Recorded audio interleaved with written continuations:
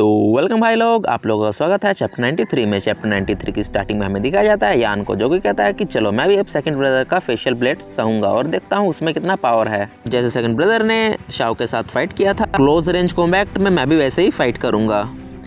और मुझे बिल्कुल भी ब्लेम मत करना क्योंकि मैं फर्स्ट मूव चलने जा रहा हूँ। यान अपना फर्स्ट मूव ये के खिलाफ चल देता है और ये कहता है कि बड़े भाई अपना पूरा यूज़ करना और मुझ पे कोई दया मत दिखाना। चलो किसमें कितना है पावर देखते हैं। और ये अपना एक पावर यूज़ करता है, इसका नाम होता है thunder strike across the heaven डैजुआंग।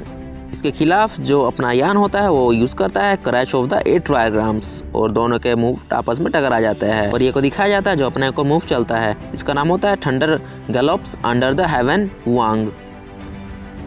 सामने से वैंग कहता है कि ओ इसका कोई फ़ायदा नहीं है, इससे तो मैं आराम से रोक लूँगा। और दिखाया जाता है फिर से दोनों का अटैक टकरा जाता है। आगे जो ये होता है वो कहता है इसमें कोई हराने की बात नहीं है, जो बड़े भाई का स्पेल है वो किसी भी चीज़ को डिस्ट्रॉय कर सकता है, उसके सामने हेवन और अर्थ क्यों ना हो। और जो ये होता है वो कहता है कि इसके सामने तो मेरा फेशियल ब्लेड भी बिल्कुल काम नहीं करेगा। और कहने लगता है कि हमेशा फाइट में दिमाग काम देता है और उससे दूर हो जाता है और कहता है कि दूर का एडवांटेज सबसे अच्छा होता है। और सीन शिफ्ट हो जाता है, हमें वैंग को दिखाया जाता है जो कहता है कि अरे सेकंड सीनियर ब्रदर तो वही वाला टेक्निक यूज़ कर रहे हैं जो उन्होंने शाओ के खिलाफ यूज़ किया था। और शाओ कहने लगता है कि बड़े भाई आप उसके जाल में बिल्कुल भी मत फंसना। अभी मुझे लगता है बड़े भाई को ज़्यादा गुस्सा आ रहा है और वो इसमें फंस सकते हैं। कहता है कि तुम दोनों चुपचाप फाइट को देखो और ऐसे बकवास मत करो। और सीन शिफ्ट हो जाता है और जो यान होता है वो कहता है कि क्या तुम इसी टेक्निक के साथ मुझे हराना चाहते हो जो तुमने शाओ के खिलाफ यूज़ किया था। मैं इसमें बिल्कुल नहीं गिरना चाहता हूँ, मैं अपना दिमाग का यूज़ कर सकता हूँ। हम दोनों ने बहुत खेल लिया है, अब देखते हैं हम दोनों में से विनर कौन बनेगा। और जो यान होता है वो ये की तरफ अटैक कर देता है। ये उसे रोकने के लिए अपना एक अटैक यूज़ करता है जिसका नाम होता है फायर ब्लेज। और उसे अपने स्वॉर्ड के साथ मर्ज करके इवोल्यूशन ऑफ स्वॉर्ड का यूज़ करता है। ये थोड़ा हंसता है और कहता है कि बड़े भाई अब सब कुछ खत्म हो चुका है। और दिखाया जाता है ये का जो अटैक होता है वो यान का अटैक को चीरते हुए यान की तरफ बढ़ता है। और यान कहता है कि अरे ये बिल्कुल ठीक नहीं है, लेकिन यान अपना अटैक यूज़ करता है जिसका नाम होता है crash of the 8 diagrams the liberation of external demons. ये इस अटैक को देख के कहता है कि लगता है कि ये बहुत पावरफुल टेक्निक है और इस टेक्निक में माना बहुत ही कंज्यूम होता है इस स्वॉर्ड टेक्निक में। उसके बाद ये कहता है कि मेरा जो अटैक है ये बहुत ही पावरफुल स्वॉर्ड टेक्निक है, लेकिन इसमें माना बहुत ज़्यादा कंज्यूम होता है। मेरे शरीर में अब बिल्कुल माना नहीं बचा है, तो अब मैं हार मानता हूँ। उसके बाद लिन कहता है कि ये अब तुम वापस आ जाओ, तुम अपनी हार मान चुके हो। और उसके बाद लिन शाओ को देखते हुए कहता है कि क्या तुम अपने बड़े भाई से लड़ना चाहते हो। और शाओ कहता है कि हाँ मास्टर, मैं अपने बड़े भाई के साथ लड़ना चाहता हूँ। और यान देखता है शाओ को और कहता है कि तुम बच्चे फिर से लड़ने के लिए आ रहे हो। और शाओ कहता है कि हाँ बड़े भाई अब मैं आ चुका हूँ।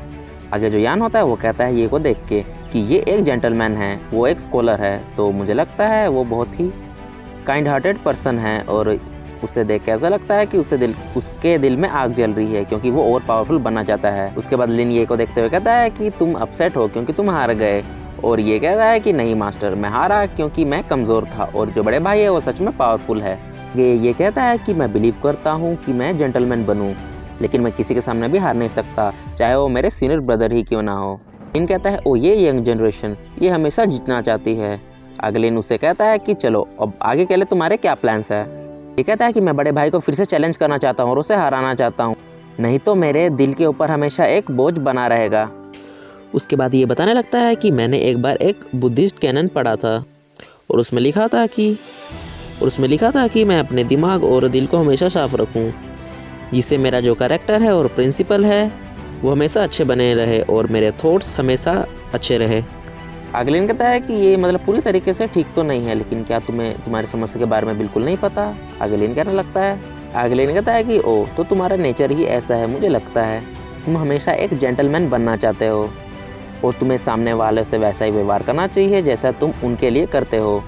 उसके बाद लिन कहने लगता है कि हमारी दुनिया ऐसे ही चलती है, ये बिल्कुल गलत नहीं है कि हमें कंफर्ट ज़िंदगी जीनी। अगर हमारा कंफर्ट दूसरों की मेहनत से आ रहा है तो इसे हम कहते हैं सेल्फ सेंटर्ड।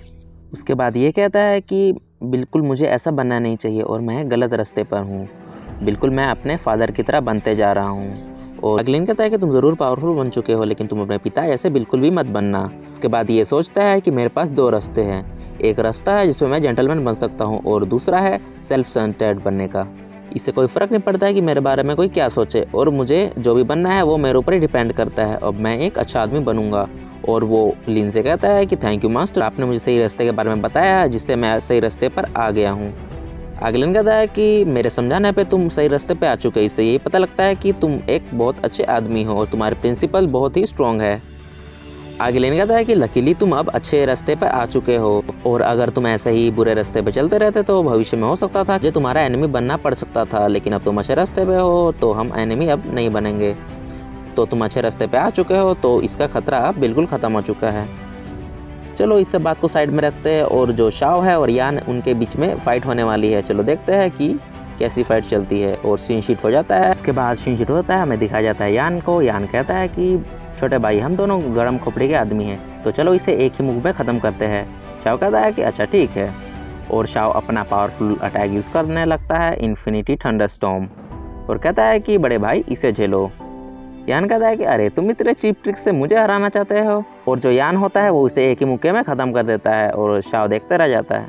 आगे शाओ कहता है कि जैसे जैसे मैं अपना पावर यूज़ कर रहा हूँ, बड़े भाई सामने से उसे डिफेंड कर रहे हैं और अपना भी पावर यूज़ कर रहे हैं। आगे यान को दिखा जाता है जो कि कह रहा होता है कि मतलब हम दोनों ही अटैक और डिफेंस कर रहे हैं, तो मुझे लगता है कि रिजल्ट इस पे डिपेंड करेगा कि किसका माना जल्दी ख़त्म होता है। आगे वो कहता है कि छोटे भाई क्या तुम्हें लगता है कि मैं तुम्हें हरा नहीं सकता हूँ।